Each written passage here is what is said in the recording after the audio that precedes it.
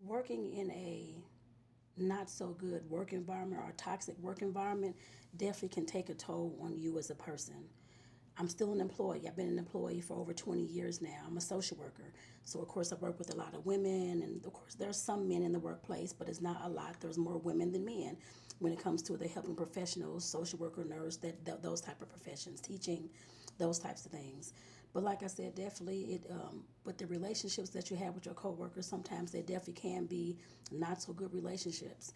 The reason why I say that is because I know that I went through all kind of stuff in, of course, jobs. I'm sure you all have as well, and I know you all may see some of your coworkers may be stressed out all the time, or maybe the gossipy type, or maybe the shit starting type, or whatever kind of type of person they are.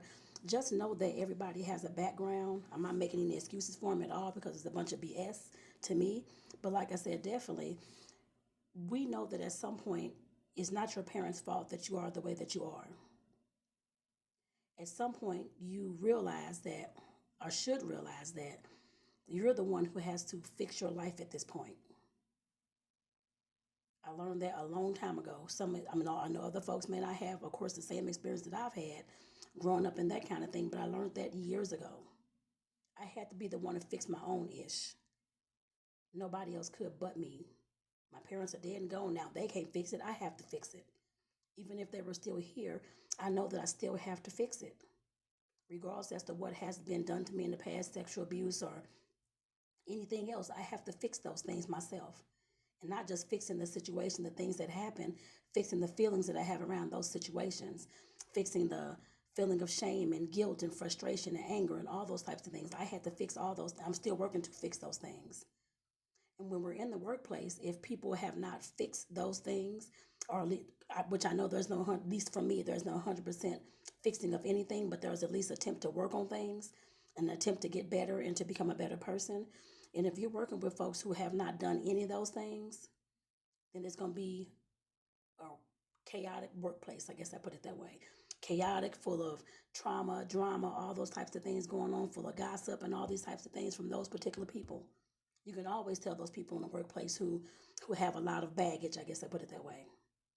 This traumatic baggage and all the stuff that they hadn't tried to work on, their behavior, their attitude, their anger, their feelings of guilt, their feelings of resentment, because they take it out on everybody else, which is not fair to those people at all.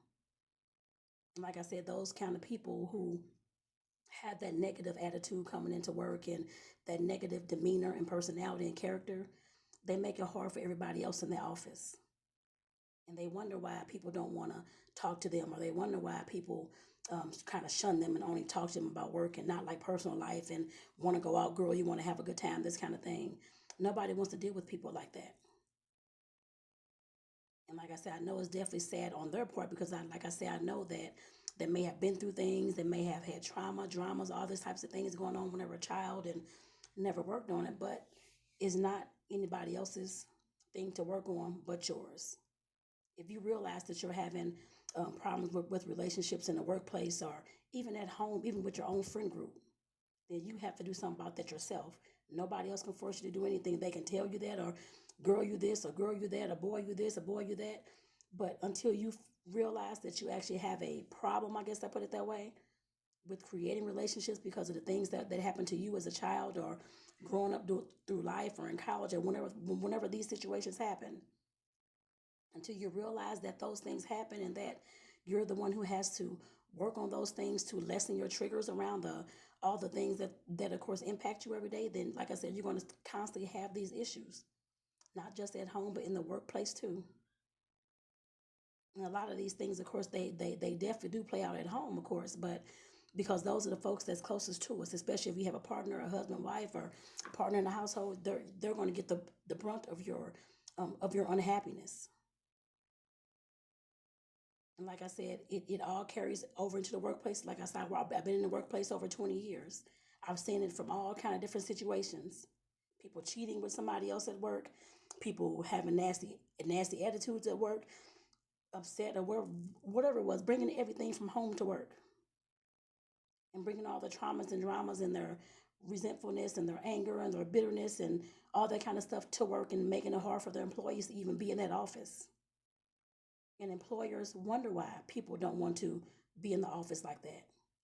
Who don't want to be in the office every single day around these employees that they've hired. Employers wonder why.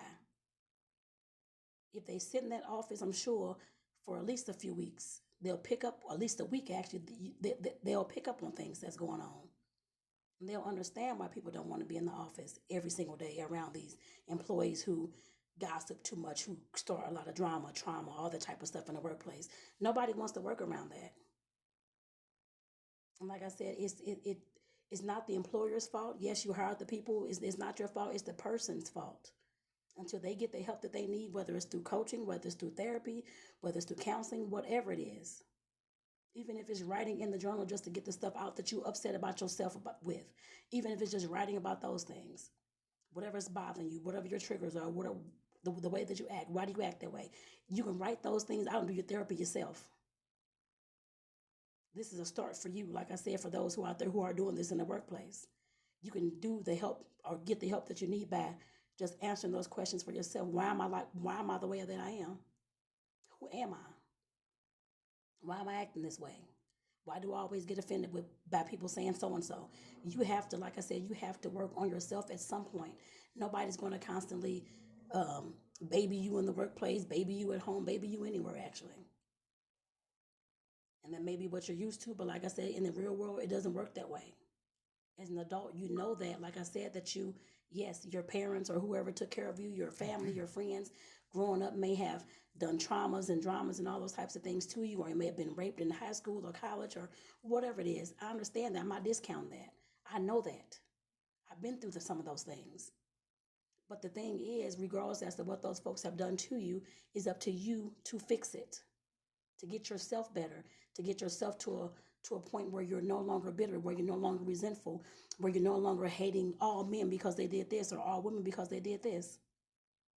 Or you hate your parents because they did this, or hate your whoever, because your friend because she left you for another friend, whatever it is.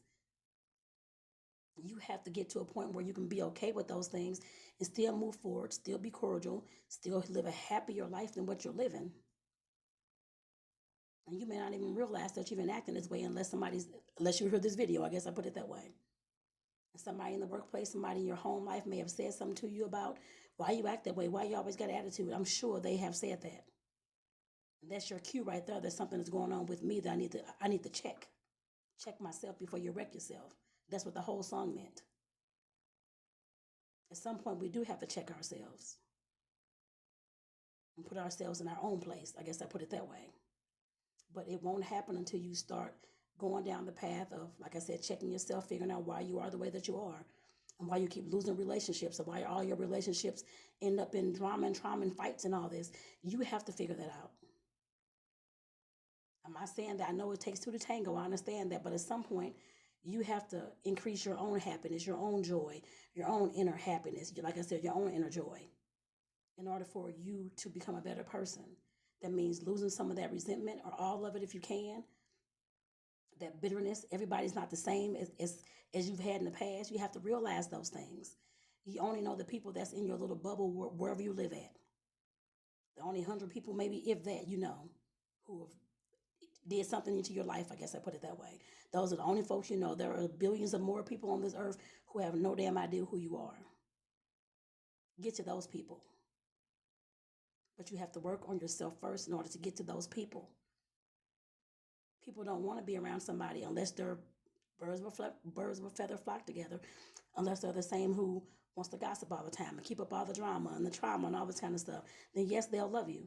But otherwise, if they don't, they're not going to want to be around you. And like I said, that's a cue to you to start getting your ish together.